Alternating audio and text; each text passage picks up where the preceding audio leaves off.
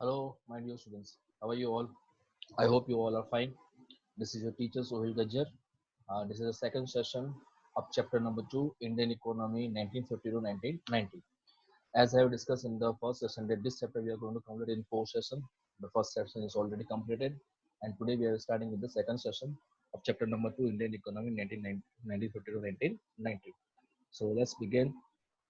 Yeah. Now, the topic which we are going to start today, that is the agriculture sector. It is one of the most important topic of the chapter number 2, 1950 to 1990. Now, agriculture is our priority sector. During the colonial period, there was no modernization, no technology was used in the agriculture sector. It was literally characterized by the zamindari system, the land settlement system. So you might have studied in first chapter, most of the population was dependent on agriculture, but no efforts were made by the colonial government to uplift the situation or uplift the livelihood of the farmers. There was no technology, no fertilizer, no irrigation facilities, all those stuff was not there. So now after the gaining the independence, it becomes very important for the government to revive our more priority sector. So in this topic, we are going to learn what were the various reforms in the agricultural sector which was introduced by the Indian government. So these were the three important reforms that was introduced in the agricultural sector. Number one was the land reforms. It is also known as institutional reforms. The second is known as the Green Revolution. It is also known as the technological reforms. And the third reform that is known as general reforms. So these were the three important reforms initiated by the Indian government after the independence to revive the agricultural sector, to boost up the agricultural sector, to uplift the livelihood of the farmers, and to give them equal rights and opportunities. So the land reforms, it is divided into two parts. That is abolition of the intermediaries, that is abolition of the zamindari system, the rotwali system, the malwari system, and the second one is the land selling. So abolition of zamindar system. In this system, the the tillers were made the owners of the land. The tillers of the land were made the owners of the land. So it gave them the incentives to work more, to hard work more, so that they can increase the agriculture production. Okay. The zamindar system were the intermediaries between the actual cultivators and the government.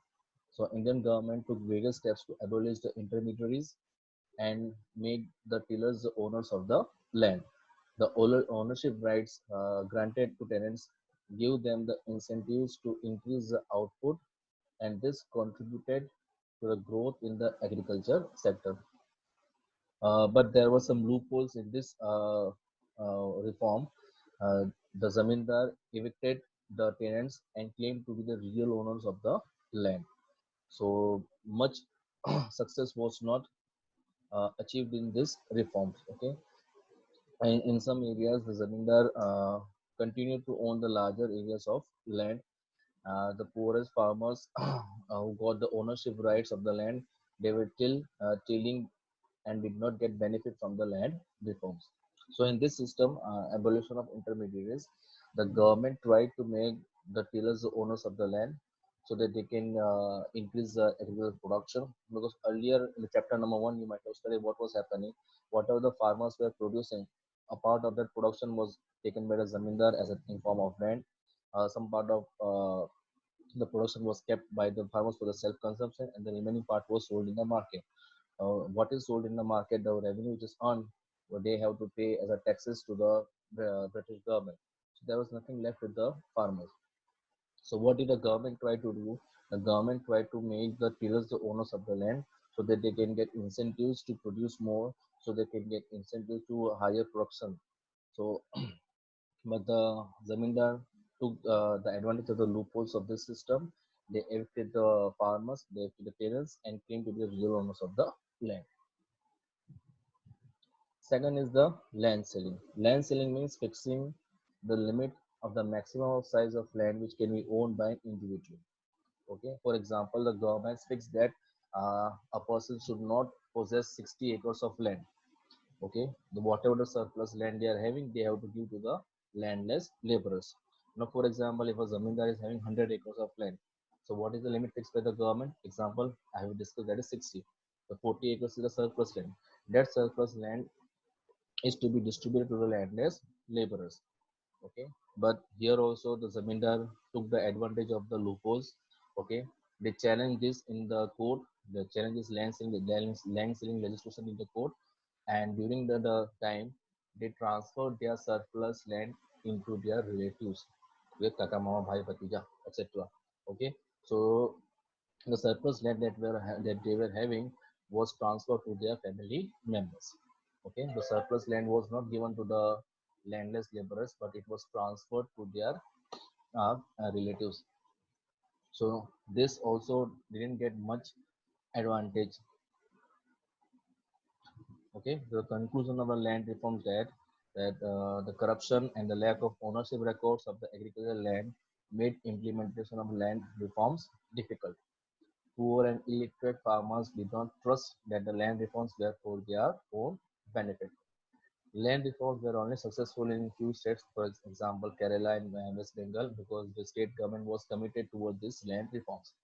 Whereas in the rest of the part, it did not get the much advantage that the government was hoping for. Okay, so this is the land reforms. Okay, we'll discuss it again. Okay, the land reforms consist of two parts: abolition of zamindaris. In abolition of zamindaris, the tillers were made the owners of the land, but the zamindar took the advantage of the loopholes. They evicted the farmers, that is, they removed the farmers and claimed to be the real owners of the land. Land selling, that means fixing a specific amount of land that could be owned by an individual. Okay, for example, the land selling limit is 60 acres. So the person having more than 60 acres of land, they have to give the surplus land to the landless laborers. But here also the zamindar took the advantage of the loopholes and transferred the surplus land to their relatives only. That means the surplus land remained in the family itself only, not to the outsiders. Okay. The second reform is technological reform, that is known as the Green Revolution. This I think you might have studied in your 10th standard also. That MS Swaminathan was the first person to bring the hybrid, high yielding variety seeds and technology. Uh, and with the aim of this only, the Green Revolution was started. So the Green Revolution means the increase in the production of food grains resulting from the use of high yielding variety seeds, fertilizer, chemicals, and pesticides. Okay, it was implemented because, as I told you, around 70 to 75% of the population was dependent on agriculture only. Okay, there was lack of technology, there was lack of modernization in agriculture during the time of independence. So, to boost the technology, to boost the modernization, okay, to start using the new advanced technology, the Green Revolution was started. As I told you, it is also known as a technological reform. So there were basic two requirements for the implementation of Green Revolution. Number one was the irrigation facility, that is, water should be available 24 by 7, so that the land can get water as and when required. Second one is the financial reform, that is, money is required to purchase all the inputs, that is, high yielding variety seeds, chemical, pesticides, and fertilizers. Okay, these were the two basic requirements in the Green Revolution. Now, the problems in the Green Revolution are: number one is disparities between rich and the poor farmers. As I discussed earlier, that is, financial resources are required. So the small and the marginal farmers were not having the required level of inputs. They were lacking in terms of financial resources. Okay, only the rich farmers were having the financial resources. So the rich can took all the benefit of the Green Revolution. So it created a disparities between the rich and the poor farmers. So rich farmer get more rich and the poor got more poor. So it created disparities, the differences between the rich and the poor farmers, because the poor or the small and the marginal farmers were lacking financial resources, so then they could not purchase the required level of input. So only the rich took the advantage of the Green Revolution. Second was most the high yielding variety seeds were prone to pest attack, and the small farmers who adopted this technology could lose everything in the pest attack. Okay, for example, the small and marginal farmers have mortgaged their houses or mortgaged their land and purchases required inputs, and the high yielding varieties were prone to pest attack. So the production of the farmers were lost in the pest attack. So neither they were able to pay the amount of the loan they took, and the production was also very less. So these were the two risks involved in the green revolution. Now there are several steps taken by the government to remove the problems in the green revolution. Number one, they provided loan to the farmers at a very cheaper rate, so that they can easily purchase all the required level of inputs. The government subsidized the fertilizer, so the small and the marginal farmers can easily purchase the fertilizer from the market. And the government established various research institutions. That research institutions provided the training to the farmers when to use this technology, that is input, that is high yielding, that is chemical, pesticides, and fertilizer, when to use it, how to use it, okay, where to use it. All the trainings were provided by the research institutions. Okay, so these were the measures taken by the government to make the green revolution a successful strategy. Okay, they provided loan at a cheaper rate, they subsidized the fertilizer, and they established their various research institutions to train the farmers. Now, with the measures taken by the government, there was a huge benefit of the green revolution. Okay, there was a huge marketable surplus. We were producing more than the required. Okay, the green revolution resulted in a marketable surplus. It refers to that part of agricultural produce which is sold in the market by the farmers after meeting their own consumption requirement. That means the supply was more. Okay. Second was the government able to create the buffer stock. So what was the surplus there? The marketable surplus was there in the market. The government used to purchase those surplus at the market price and store there in their godown. That is known as a buffer stock.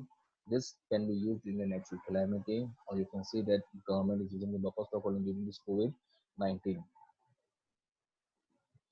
That is third is benefit the low income group. As there was huge supply of the food grains in the market, the prices of the food grains decrease, and now the poor farmers can easily purchase this in the market. Fourth is the industrial development. The industries which are making fertilizers, which are making chemicals, okay, many industries producing these inputs started establishing. So there was a positive impact of green revolution on these industries. For example, the industry is making fertilizer, the industry is making chemicals, the industry is making pesticides. Fifth one was uh, we achieved the self-sufficiency. Okay, we have studied in our earlier session that self-reliance is one of the major objectives of the independent India. Okay, the Graduate Planning Commission. So self-sufficiency means we do not have to depend on the foreign countries for our agriculture requirement. Okay, so self-sufficiency means the government, India was enabled to achieve self-sufficiency programs. India is now no more dependent on foreign countries for agriculture products. Okay, so this is the technological reforms. Now, some of the difficulties or the drawbacks of the Green Revolution. It was confined to only food crops, that is wheat, rice. Okay, uh, it was implemented in the initial phases in few crops only. Then they have started in the other crops. But the cotton, jute, and sinew, where the production was very low as compared to the production of wheat and rice, the production of cotton, jute, etc., was very low. So it was confined to only few crops, and it was limited coverage was there.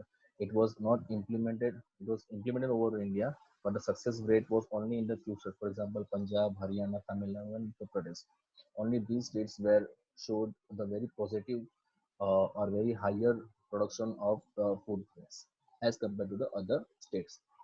So number one was confined to only food crops. Second, limited coverage. And third, inequality of the farmers. As I told you, only the rich farmers were able to purchase all the inputs. So it created a disparities between the rich and the poor farmers that led to the inequality of the income between the rich and the poor farmers. Undesirable social effect. The increasing use of farm machinery created the problem of surplus labor in the agriculture farmers. As more technology was used, more machines were used, that there was a huge surplus of labor in the market. Besides this, the big farmers or the landlords found it to be more profitable to cultivate land themselves. Okay, therefore, some landlords removed the landless farmers from their land. This led to the greater incidence of inequalities among the farmers. That is, poor farmers became more poor. Now, debate over subsidy. Now, subsidies means giving financial assistance or economic assistance so that the farmers can easily purchase the required level of inputs, whether it be subsidies on fertilizer, subsidies on tractors, subsidies on various other inputs that is required in the agricultural production. So, debate over subsidies means the subsidies should be given to the farmers or should not be given to the farmers. So, there was a debate over the subsidies, as you have seen in the message taken by the government, that the government was providing subsidies to the on fertilizer, so that the price of the fertilizer is lower and the farmers can easily purchase this subsidies, this fertilizer from the market at a cheaper price. So there was a debate over the subsidy should be given or not. The subsidy, as I told you, is a economic assistance, financial assistance, or rebate, or in a simple language, you can say a discount. Now, why subsidies should be given? Okay. Now, in India, agriculture is a very risky business. It is totally dependent on the rainfall because we are not having 100% irrigation facility till now also. And agriculture is considered to be one of the most riskiest business in India. Now, most of the farmers are small and the marginal farmers. That means they are having a limited amount of land only. Okay, subsidies is should be given so that the farmers can easily adopt the new technology. Mainly the farmers are resistant toward adopting the new technology. If we give them the subsidies, they are more encouraged to adopt the new technology. So that is why the subsidy should be given. Okay, subsidies in India needs to be encouraged to adopt the new technology. Most of the farmers, as I told you, are very poor and they cannot afford to purchase the required level of inputs without the subsidies. Okay, to reduce the income inequalities between the rich and the poor farmers, subsidies should be given, and to achieve the ultimate goal of equity.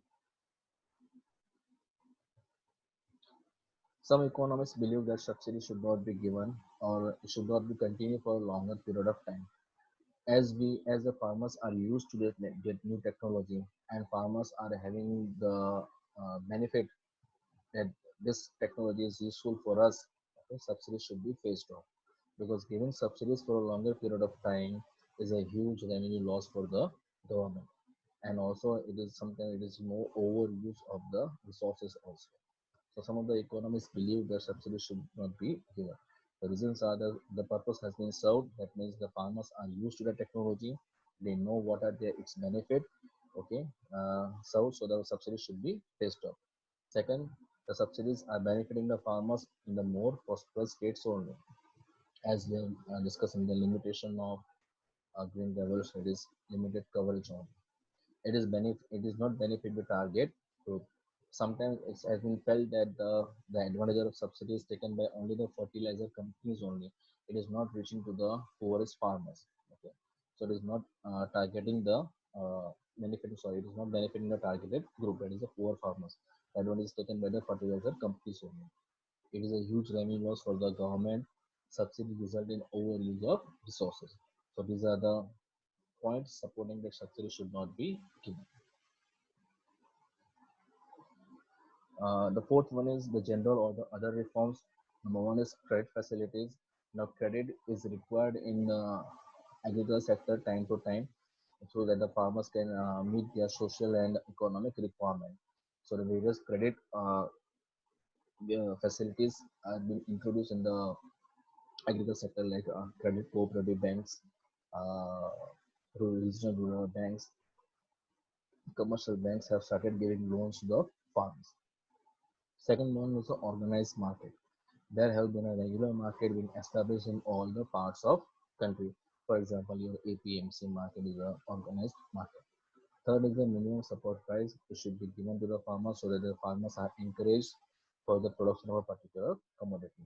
It is a price support policy initiated by the government to encourage farmers to increase production. Third is irrigation facilities has been provided to the farmers to supply the required quantity of water as and when they are required. As I told you, that agriculture is a risky business because it depends on the rainfall. So by giving irrigation facilities, okay, the quantity of water is supplied to the farmers from time to time. So let us just quickly recap what we have studied.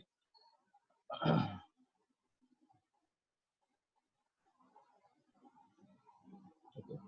Green revolution, the use of new technology like high yielding varied seeds, chemical and pesticides to increase the agricultural production. That is why we have started the green revolution. Why we have started? Because most of the population was dependent on agriculture. 70 to 75% of depending on agriculture. There was lack of modernization, lack of new technology. Okay, that's the main reason why we have implemented the green revolution. Requirement for the green revolution is financial resources and irrigation facilities. Problems in the green revolution are the disparities between the rich and the poor farmers, and the high yielding varieties were prone to pest attack. Measures taken by the government to solve the problems of the green revolution. Number one was they provided loan at a very cheaper rate. Number two, they gave subsidies on the fertilizers. And number three, research institutes have been set up to train the farmers how to use a particular technology. Benefit of the green revolution, number one was there was a huge marketable surplus. The government created a buffer stock, benefited low income groups. Fourth was industrial development was there and self-sufficiency in the food. Drawbacks of the green revolution confined to only food crops. It was more benefit to the food crops than to the cash crops. Limited coverage, only few states could take the advantage of the green revolution. Inequality among the farmers, the rich is getting more rich and the poor is getting more poor. Undesirable social effect. Uh, the laborers were evicted, the landlords themselves cultivated the land with the use of new technology. Okay. Debate over subsidies, whether subsidies should be given. These are the main reasons because agriculture is a risky business. Poor farmers are they cannot adopt new technology without the subsidies. Okay, to reach the goal of equity, subsidy should be given. Why subsidy should not be given? When the farmers are knowing the benefit of the particular new technology, the subsidy should be phased on. It is not benefiting the targeted group. It is a huge revenue loss for the government, and subsidy sometimes result in the overuse of resources. These are the general reforms. That is the third reform. General other reforms. Credit facilities should be provided by the commercial banks, cooperative bankings, and the regional rural development banks. Organized market is required. Minimum support price for the farmers and the irrigation facilities. Okay. If you are having any doubts relating to this topic, you can easily mail me. Okay. So we are ending this topic here only. We'll start with the third session in the next class, and we'll be discussing about the industrial sector. Okay. Take care, everyone. Goodbye.